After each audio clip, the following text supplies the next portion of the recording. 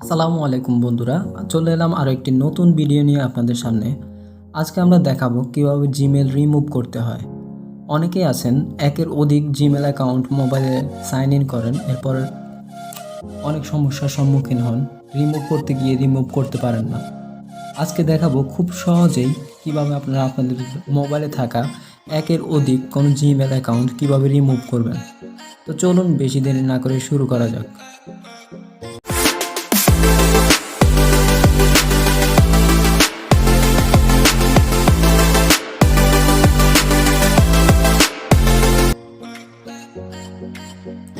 প্রথমেই আমরা আমাদের মোবাইলে থাকা জিমেইলের অ্যাপসটি ওপেন করব।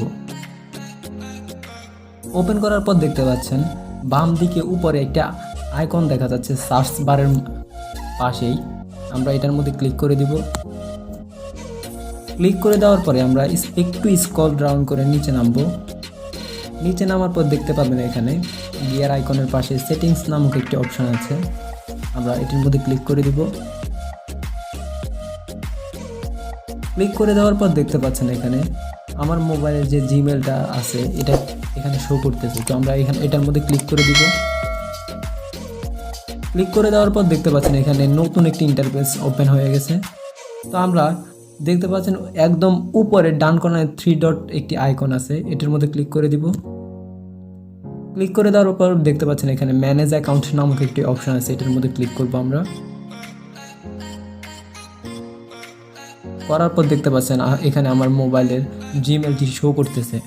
আমরা জিমেলটি দেখার জন্য জিমেলটি রিমুভ করার জন্য এটার উপর ক্লিক করে দেব। ক্লিক করে দেওয়ার পর দেখতে পাচ্ছেন এখানে একটি আইকন শো করতেছে, দেখতে পাচ্ছেন সবুজ রঙের। আমরা এটার মধ্যে ক্লিক করে দিব। ক্লিক করে দেওয়ার পর দেখতে পাচ্ছেন এখানে রিমুভ অ্যাকাউন্ট, এটার মধ্যে ক্লিক করা মাত্রই আপনার অ্যাকাউন্টটি রিমুভ হয়ে যাবে। এভাবে খুব সহজে আমরা আমাদের মোবাইলের থাকা অতিরিক্ত জিমেল অ্যাকাউন্টগুলো রিমুভ করে দিতে পারি।